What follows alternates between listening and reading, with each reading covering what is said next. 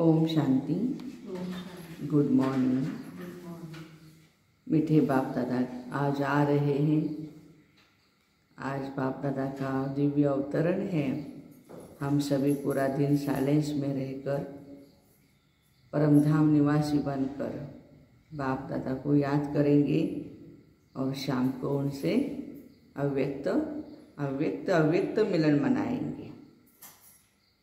मीठे बच्चे, सवेरे सवेरे उठ बाप को याद करो।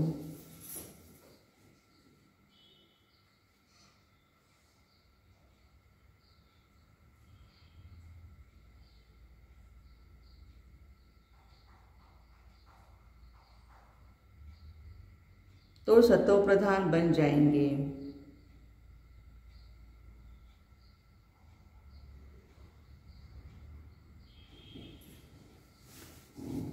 अमृत वेले का समय बहुत अच्छा है।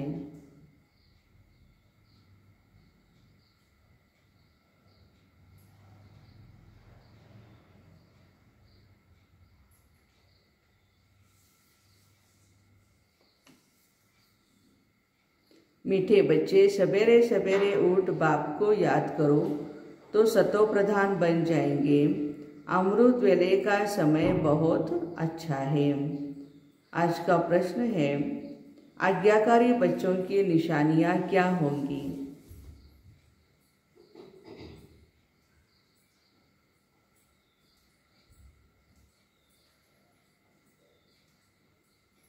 उत्तर है, आज्ञाकारी बच्चे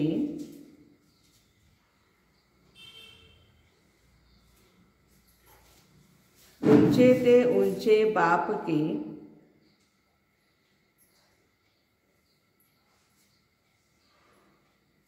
महावाक्यों को सिर पर रखेंगे।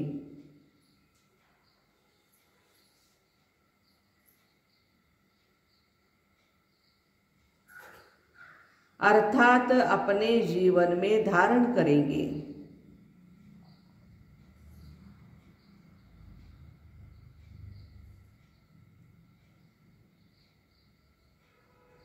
उनकी चलन बड़ी रॉयल होगी।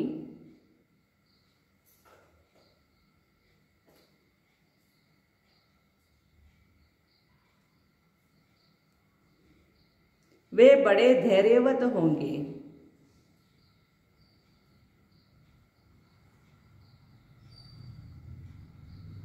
उन्हें विश्व के मालिकपन का गुप्त नशा होगा।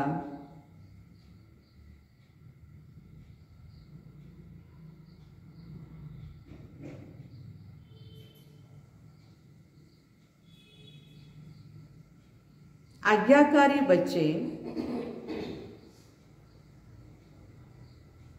अपने किसी भी कर्म से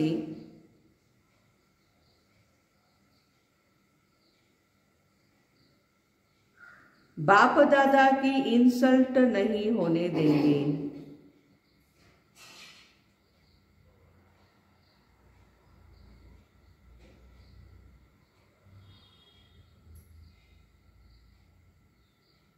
इंसल्ट करने वाले अर्थात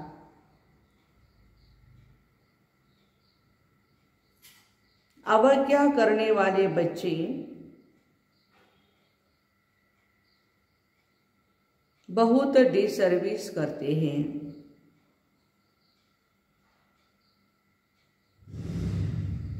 आज्ञाकारी बच्चे सदा अवज्ञा करने वाले बच्चे बहुत डिसर्विस करते हैं।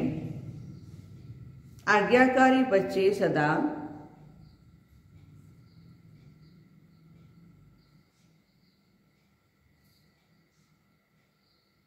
फॉलो फादर करते।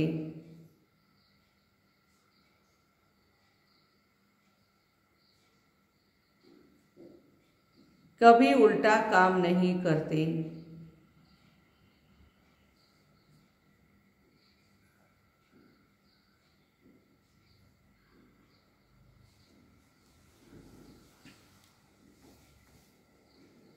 बाबा कहते हैं कि जो ऊंचे थे ऊंचे बाप के महावाक्यों को सिर पर रखते हैं, जीवन में धारण करते हैं, चलन बड़ी रॉयल है, धैर्यवत है, ऐसे आज्ञाकारी बच्चे बाबा को बहुत पसंद है।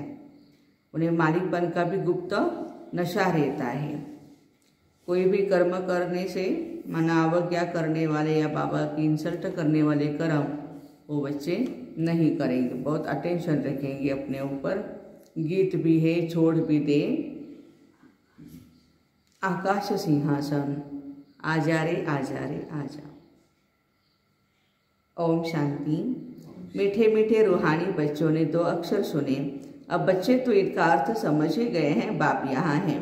बाप बैठ राइट बात समझाते हैं, क्योंकि हर एक बात मनुष्य जो कहते हैं ज्ञान के बारे में व ईश्वर के बारे में, ईश्वर के साथ मिलने के बारे में, वो है रॉन्ग। अब गीत के अक्षर सुने, छोड़ भी दी आकाश सिंहासन। लेकिन आकाश सिंहासन क्या है ये कोई को पता नहीं है। पतित पावन को ही आना है। कोई कहते हैं भगवान तो है नहीं, कोई कहते सब भगवान ही भगवान है, आएगा क्यों? ये तो तुम बच्चों ने जाना है। बाप आया है, फिर गायन आदि सब भक्ति मार्ग का सुनना अच्छा नहीं लगता है। पतित पावन आकर के अपना परिचय देकर रचना के आदि मध्य अंत का राज समझाते हैं। बाकी दुनिया में यह बातें कोई समझ नहीं सकते हैं।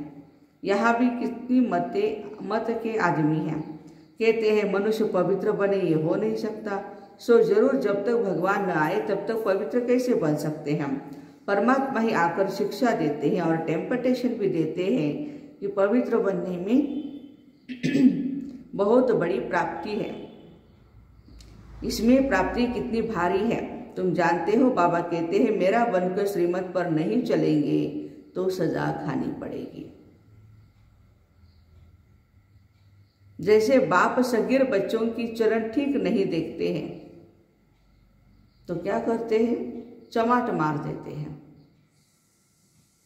यहाँ बाप तो चमाट नहीं मारते हैं, उसको ऐसे भी परिस्थिति की ऐसी चमाट लग जाती है वो सुधर जाएगा। तो बाबा कहते हैं सिर्फ समझाते हैं, प्रतिज्ञा ब्लड से भी लिख कर देते हैं, फिर भी हार जाते हैं। मनुष्यों को पता ही नहीं है तो पवित्र बनने से क्या मिलता है? पतित किसको कहा जाता है? बाबा समझाते हैं जो विकार में जाते हैं वे हैं पतित। मनुष्य समझते विकार छोड़ना इम्पॉसिबल है। बोलो देवी देवताएं तो संपूर्ण निर्विकारी हैं, निर्विकारी थे। चित्र दिखाने चाहिए देवी देवताओं की। यह निर्विकारी दुनिया थी ना, पवित्रता थी तो भारत कितना साहूकार था, शिवालय था। मनुष्यों को ये फुरना रहता है, विकार बिगर दुनिया कैसे चलेगी, कैसे बढ़ेगी? अरे गवर्नमेंट तंग हो गई है, दुनिया बढ़े नहीं, फिर भी हर वर्ष कितने मनुष्य बढ़ते रहते हैं। कम होना तो बहुत मुश्किल है। यहाँ बेहद का बाप कहते हैं अगर तुम पवित्र बनेंगे तो हम तुमको स्वर्ग का मालिक बनाएंगे। भगवान वाच है। आमदनी बहुत ही भारी है, सुंदर है। बच्चे जानते हैं बरोबर माया जीत बनने से हम जगत जीत बनेंगे, रावण को जीत राम राज्य पाएंगे। वहाँ यह विकार आदि होते नहीं, उन्हों को तुमने जीत लिया है ना। यह बातें कोई मुश्किल समझते हैं, कहते हैं, फिर कहते हैं इसके बिगर दुनिया कैसे चलेगी? असे सगळेजण ब्रह्मा कुमार घ्यायला लागले, कन्याकुमार, तर कसं व्हायचं मग? ऐसे ऐसे जो बातें करते हैं तो समझना चाहिए यह आदि सनातन देवी देवता धर्म का नहीं है। जहाँ भी तुम भाषण करते हो बोलो भगवान वाच। भगवान कहते हैं काम महाशत्रु हैं, उन पर जीत पहनने से तुम जगत जीत बनेंगे। समझानी बड़ी सीधी है परंतु फिर भी समझते नहीं, या समझाने वालों में अक्ल नहीं है। ज्ञान बहुत सुंदर है लेकिन समझाते नहीं, माना बाबा कहते अक्ल नहीं है। बाबा तो समझते हैं बच्चे रुपए में 5 आना ही मुश्किल सीखे हैं। या तो खुद पूरे योगी नहीं बने तो ताकत नहीं मिलती है, याद से ही ताकत मिलती है। बाबा सर्वशक्तिमान अथॉरिटी है ना, योग हो तो शक्ति मिले। योग तो बहुत बच्चों का बिल्कुल ही कम है, सच भी कोई नहीं लिखते हैं। लिहितात पण खरं लिहित नाहीत म्हणतात बाबा। याद का चार्ट नोट करे सो भी मुश्किल है। आज पुऱ्या दिवसात आजपासून किती वेळ योग केला आपण? ठीक आहे, किती लागला योग हा भाग नंतरचा आहे, पण बसला तरी किती तास हे महत्त्वाचं आहे. लिहा म्हणतात बाबा, 2 तास झालं, 3 तास झाला योग, 4 तास झाला. टीचर ही चार्ट नहीं रखती है तो स्टूडेंट कैसे रखेंगे? बहुत स्टूडेंट योग में बहुत दिखे हैं. मुख्य बात है बाप को याद करना. योग अक्षर शास्त्रों का है. मनुष्य सुनकर मूंझ जाते हैं, कहते हैं योग सिखाओ. अरे योग कोई सीखने की थोड़ी है. सुबह उठकर सवेरे सवेरे उठ आपे ही याद करना है. इसमें टीचर की क्या दरकार है जो बैठ सिखाए. इसलिए याद अक्षर ठीक है. योग बाबा कहते हैं कि याद है ना, योग सीखने की बात नहीं. यह आदत नहीं डालनी चाहिए की कोणीतरी पुढे बसलं पाहिजे, कॉमेंट्री करवली पाहिजे, मगच माझा योग लागणार, तोपर्यंत नहीं. बाबा कहते नहीं बच्चे, योग माने बाबा की याद. बाबा से बातें करते रहो, मुलाकात है बाप के साथ. तो बाप कहते हैं अपने को आत्मा समझ बाप को याद करो तो सतोप्रधान बन जाएंगे. अमृत वेला याद करना अच्छा है. किती वाजता उठला सकाळी? 2:15. वा, मी 2:45ला. आज 5 वाजेपर्यंत आज पात हालायचं नाही म्हणलं, किती होईल थोड़ा योग. बाबा कहते जितना करेंगे उतना अपना ही फायदा है, दूसरों का क्या है. खुद का फायदा है. तो योग सीखने की बात नहीं है. अमृत वेला याद करना बहुत अच्छा है. भक्ति भी सवेरे उठकर करते हैं. यह भी तो बाप को याद करता है ना. याद क्यों करते हैं? क्योंकि बाप से वर्षा मिलना है. भल भक्ति मार्ग में शिव को याद करते हैं, लेकिन उनको ये मालूम नहीं है कि शिव से क्या मिलना है. ये सिर्फ तुम बच्चे ही जानते हो. अब बाप श्रीमत देते हैं, अपना कल्याण करने के लिए बच्चे मुझे याद करो. याद से ही शक्ति आती है और शक्ति से ही विकर्म विनाश होते हैं. याद से शक्ति आती है और शक्ति से ही विकर्म विनाश होते हैं. ज्ञान से विकर्म विनाश नहीं होते हैं. ज्ञान से पद मिलेगा, पति से पावन बनते. याद से बहुत बच्चे इसमें फेल्यूर है. बहुत अच्छे महारथी 5 आना भी मुश्किल याद करते हैं. कोई तो 1 पैसा भी याद नहीं करते हैं. इसमें बड़ी मेहनत है. म्हणून प्रत्येक काम बाबांच्या यादमध्ये एन्जॉयमध्ये करायचं. बाबांची याद पण झाली आणि काम पण झालं. आपलं कसं होतंय, काम एकच करत बसतो आपण आणि याद विसरून जाते आणि यादला बसलं की झोपायला सुरुवात करतो. तर चिंतन मंथन ज्ञानाचं कंटिन्यू चालत नाही. थोडा वेळ चालतंय, थोडा वेळ विसरते. तो बाबा कहते हैं कि 1 पैसा भी कोई याद नहीं करते. इसमें मेहनत है. समझाने तो झट सीख जाते हैं, परंतु बेड़ा पार तब हो जब याद में रहे. तभी जन्म जन्मांतर की विकर्म विनाश होंगे, फिर पुण्य आत्मा बन जाएंगे. बाबा को बुलाते आकर हमें पति से पावन बनाओ. पावन तो ढेर बनते हैं, परंतु उच्च वर्षा मिले, उच्च वर्षा पद पाए, जो याद में अच्छी रीति रहेंगे. पावन तर सर्वजण बनणार आहेत, पण उंच वर्षा कोणी घेणार? जे यादमध्ये भरपूर राहणार. तुम्हारे से जो बांधे लिया है वो जास्ती याद करती है. का बरं? मार भरपूर खाते ना. घरात सगळं विरोधात, मनाच्या विरोधातच सगळ्या गोष्टी होत असतात. त्यामुळे बाबा बाबा बाबा बाबा बाबा बाबा. याद से ही विकर्म विनाश होते हैं. तो जब कोई कहे कि पवित्र रहना इम्पॉसिबल है, तो ऐसे के साथ कभी बात भी नहीं करनी चाहिए. निर्विकारी भारत था तो सतो प्रधान था, परंतु साहूकारों की बुद्धि में ये ज्ञान बैठना मुश्किल है, क्योंकि याद में ही मेहनत है. बाबा कहते गृहस्थ व्यवहार में रहते उनसे भी तोड़ निभाओ. वास्तव में कायदे बहुत कड़े हैं. तुम जन्म जन्मांतर तो पाप आत्माओं को दान देते पाप आत्मा ही बनते रहे हो. पाप आत्मा को दान देते देते पाप आत्मा ही बने. अभी तुम पाप आत्मा को पैसा दे नहीं सकते, परंतु दादे का वर्षा है तो देना पड़ता है. इसलिए बाप कहते हैं पहले सब लौकिक के काम उतार फिर सरेंडर हो जाओ. ऐसा भी कोटों में कोई निकलता है, बड़ी भारी मंजिल है. फॉलो फादर करना है. नष्टो मोहा होना कोई मासी का घर नहीं है। बड़ी मेहनत है। विश्व का मालिक बनना प्राप्ति कितनी भारी है। कल्प कल्प जो विश्व का मालिक बने वही फिर बनते हैं। ड्रामा का राज भी थोड़ों की बुद्धि में बैठता है। साहूकार तो मुश्किल उठ सकते हैं, गरीब तो झट कह देते हैं बाबा ये सब कुछ आपका है। फिर उनको सर्विस भी करनी है। यज्ञ में दिया और फिर बस खाते पीते रहे, सेवा नहीं की तो जमा नहीं होगा। जो आपने दिया वो खुद खाया, लेकिन दिया देने के साथ साथ तन मन धन से फिर सेवा करते रहे। पावन बनने के लिए याद भी चाहिए, नहीं तो बहुत सजा खानी पड़ेगी। सजा खाई तो पद भी कम हो जाएगा। कालपट साइन ना बाबा ने मोचरा और मानी। सजा खाते वह है जो याद नहीं करते। ज्ञान कितना भी उठाए उससे विकर्म विनाश नहीं होते हैं। मोचरा खाकर फिर थोड़ा पद पाना ये कोई वर्षा थोड़ी है। बाप से तो पूरा वर्षा लेने के लिए बाप का आज्ञाकारी बनना चाहिए। ऊंचते ऊंच बाप के महावाक्य सिर पर रखने चाहिए। सिर पर रखना माना प्रॅक्टिकल जीवन में लाना।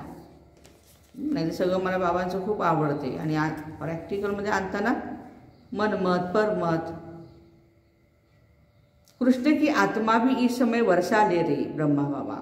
इन लक्ष्मी नारायण के बहुत जन्मों के अंत में हम फिर से उन्हों को पढ़ाकर वर्षा देते हैं। तुम्हारे में भी प्रिंस प्रिंसेस बनने वाले होंगे ना। रॉयल घराने वालों की चलन बहुत ही धैर्यवत होगी। जो रॉयल घराने में रहेंगे वो बहुत ही धीर धैर्यवत रहेंगे। गुप्त नशा रहता है। बाबा कितना साधारण रहता है, जानते हैं बाकी थोड़ा समय है। मेरे को तो जाकर विश्व महाराजन बनना है। ये भी पतित थे। यह तो बाबा का रथ है ब्रह्मा बाबा। तब यहाँ संदली पर बैठना पड़ता है, नहीं तो बाबा कहाँ बैठे। यह भी तुम्हारे जैसा स्टूडेंट है, पढ़ते हैं, बहुत बच्चे हैं, बाप को पहचानते नहीं। बाप के साथ धर्मराज भी है। शिव बाबा है लेकिन उनके साथ धर्मराज भी है। तो बाबा कहते हैं मेरी आज्ञा नहीं मानी, मेरी इंसल्ट की तो धर्मराज बहुत सजाए देगा। ब्राह्मण परिवारामध्ये सुद्धा कित्येक वर्ष ज्ञानमार्गामध्ये असताना खुशी नाही, जीवनामध्ये रस नाही, असं का होतं?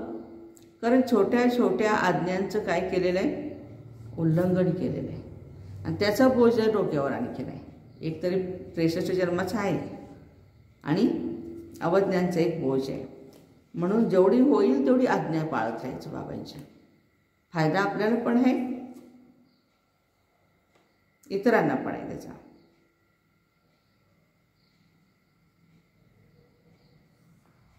डायरेक्ट हमारी अथवा हमारे बच्चे की, डायरेक्ट हमारी अथवा हमारे बच्चे की माना ब्रह्मा बाबा की तुम अवज्ञा करते हो। बाप का एक ही सिकिलदा बच्चा है, प्यार तो है ना। शिवबाबा म्हणतात ब्रह्मा बाबाला तुम्ही काय पण उलट सुलट बोलायला लागला, मी का सहन करू? माझ्या या बच्चाने किती माझ्यासाठी सहन केले हे माझं मला माहिती आहे। म्हणजे ब्रह्मा बाबाने सुद्धा कुणी काय बोललेलं शिवबाबांना आवडत नाही।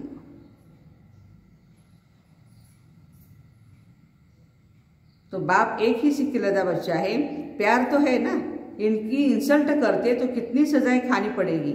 थोड़ी आफतें आने दो, फिर देखो कितने भागते हैं। तुम सब भागे हो ना। इसने जादू आदि कुछ नहीं किया, जादूगर तो शिव बाबा है। बहुत है जिनको यह भी ध्यान नहीं आता है, इनमें शिव बाबा आते हैं, डायरेक्शन दे रहे हैं। पण काय म्हणतात, आम्ही काय ब्रह्माबाबांचं ऐकणार नाही, आमचं डायरेक्ट कनेक्शन शिवबाबांशी आहे। ओके, पण बाबा वर्षा तरी कुणामार्फत देणार? ब्रह्मा बाबांच्या मार्फत देणार।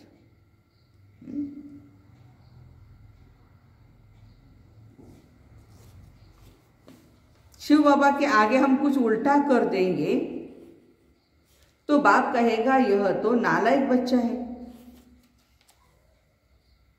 इसमें डबल है ना, इसलिए तार में लिखते बाप दादा, परंतु इस पर भी बच्चे समझते नहीं हैं बाप दादा इकट्ठा कैसे है।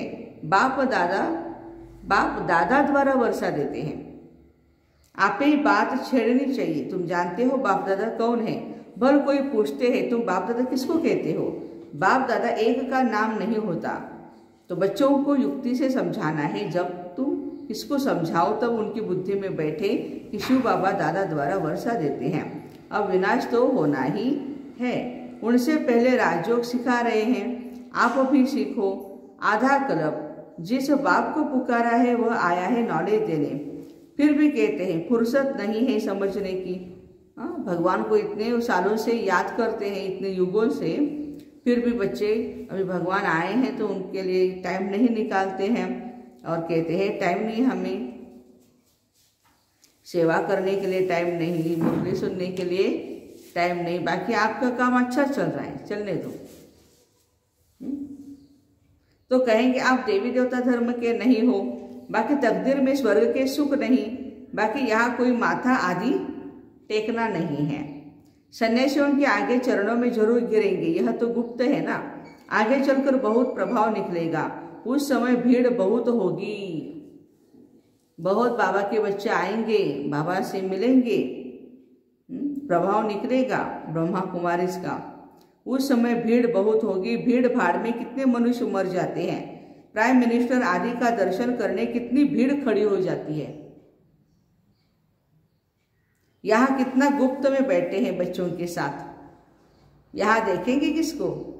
इनके लिए तो कहते हैं ये तो जौहर ही था ब्रह्मा बाबा।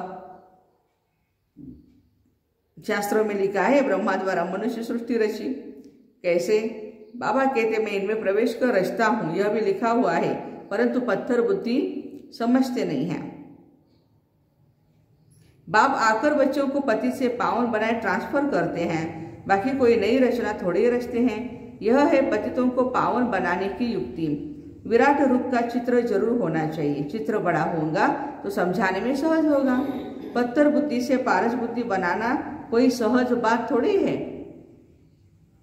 कोई तो बिल्कुल ऐसे तवाई मिसल देख करके चले जाते हैं।